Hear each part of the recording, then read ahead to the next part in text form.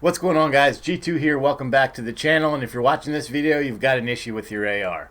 Whether you're undergassed, whether you're overgassed, failure to feed, fire, extract, and eject. Something's going on. In this video and in the subsequent videos, we're going to go over every single one of those issues, how to recognize the symptoms, how to diagnose it, and how to fix it.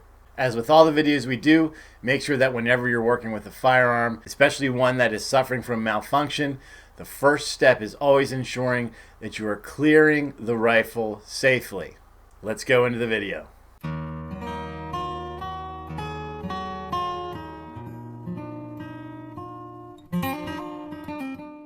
What's going on, guys? G2 here. Welcome back to the bench.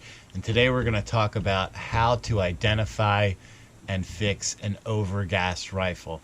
An overgassed rifle can at times look like it's undergassed. So if you haven't seen what an undergassed symptoms look like and how to fix them, check this video right here, or check some of the other videos that we have in this particular playlist, and you'll be able to find that. But an overgassed rifle simply means that when you pull the trigger and it goes bang, there's so much gas as the projectile is exiting the barrel.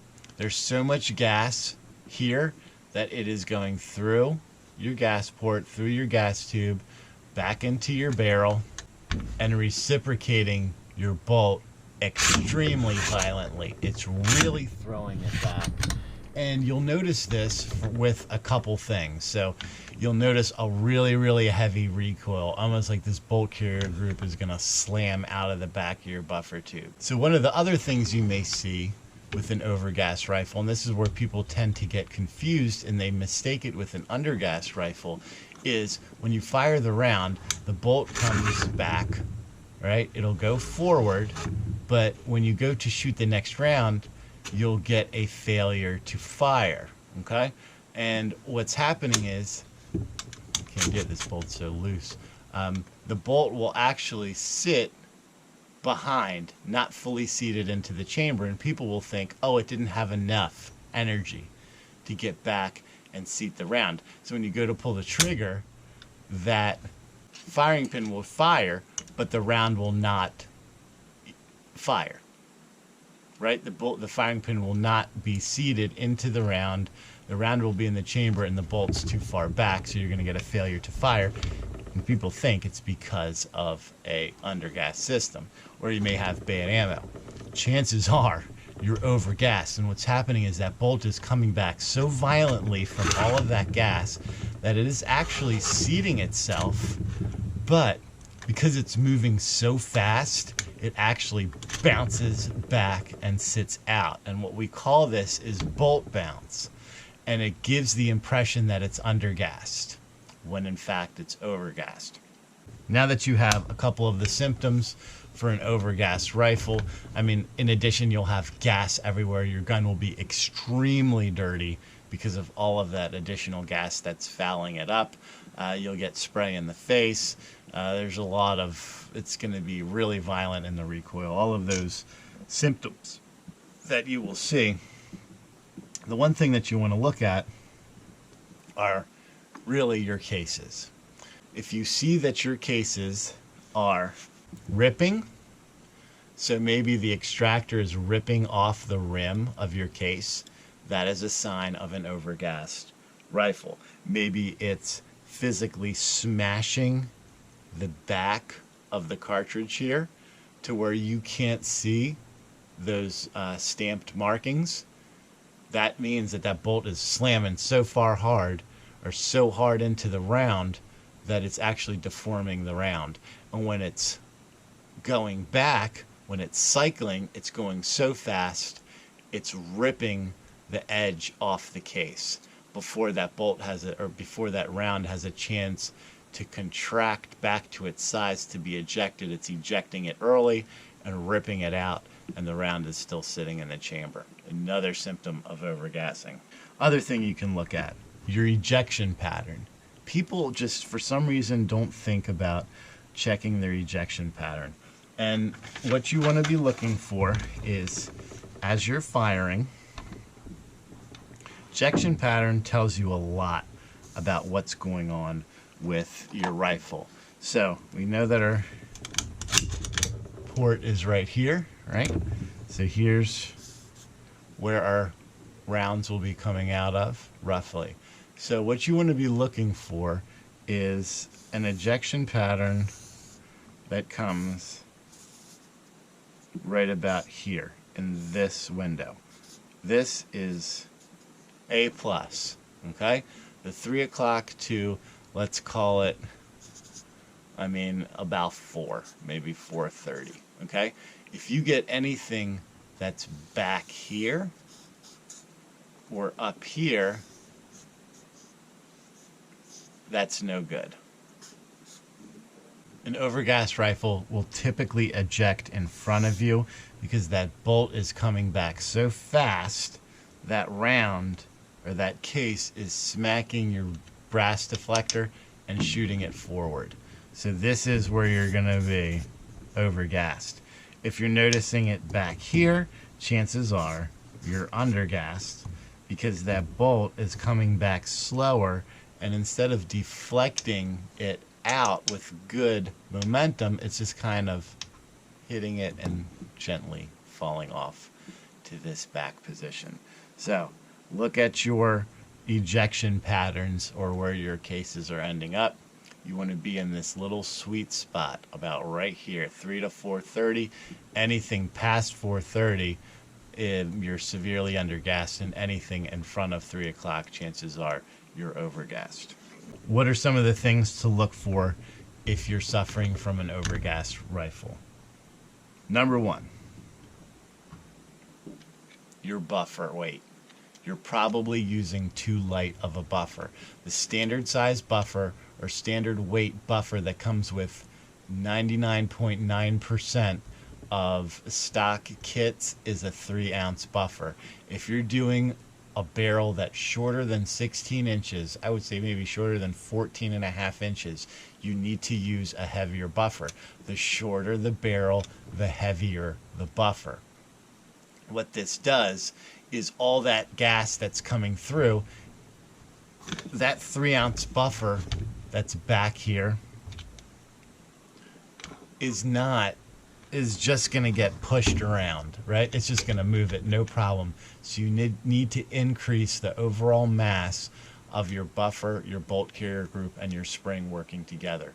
So look into using a heavier buffer, 3.8, 4.8. The shorter the barrel, the heavier the buffer you need. Check your spring.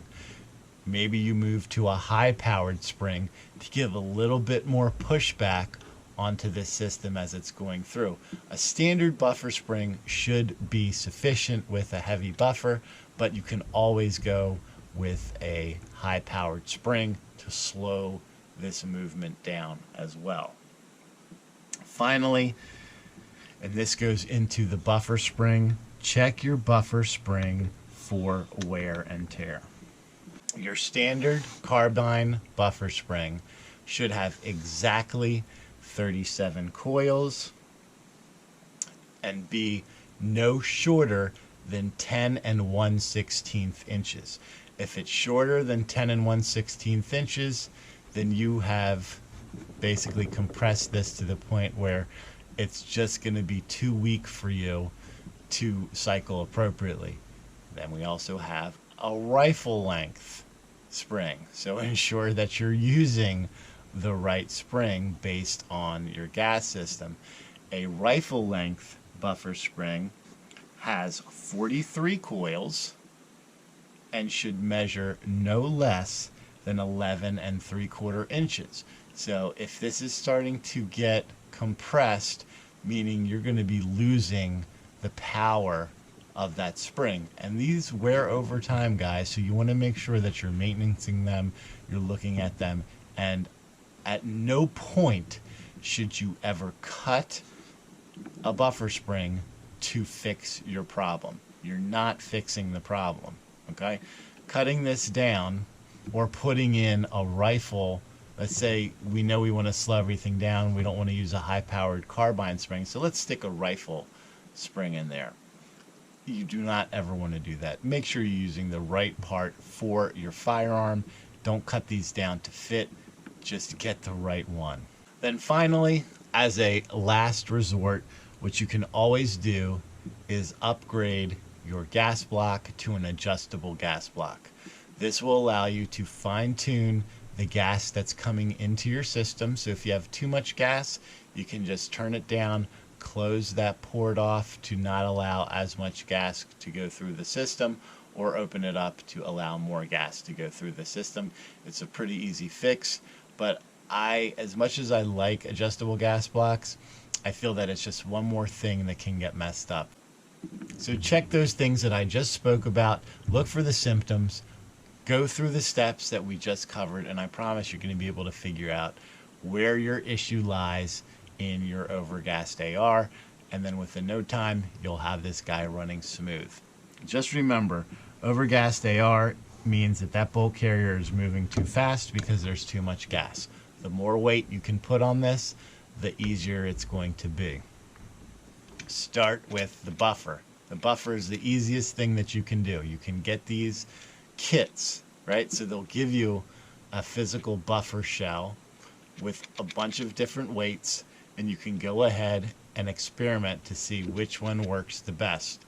You can also take these buffers apart and put the weights in yourself. So if you get one of those kits, you can set up a buffer. You'll have your 3 ounce. It's 3 ounces is standard.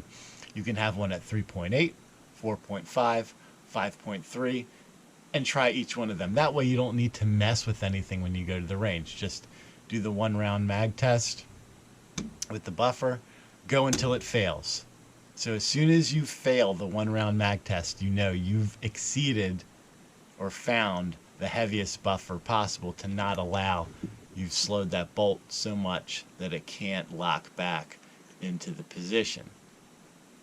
Once you go one step up, and I guarantee you that next buffer will allow this rifle to cycle perfectly. So guys, I hope that video helped you out. If you haven't, check out some of the other videos. Check around the channel. We've got videos on all kinds of malfunctions, how to diagnose them, how to clear them, how to fix them. So make sure that you check that out. If there's something that I didn't touch on, or maybe something that's just not working for you, you can't quite figure it out, go ahead, drop me a line. There it is. And I will be sure to get back to you. Also, leave your comments below, and I'll get back to them as well. So, as always, guys, make sure that you're practicing safe weapons handling at all times and treating every weapon as if it was loaded. God bless America. G2 out.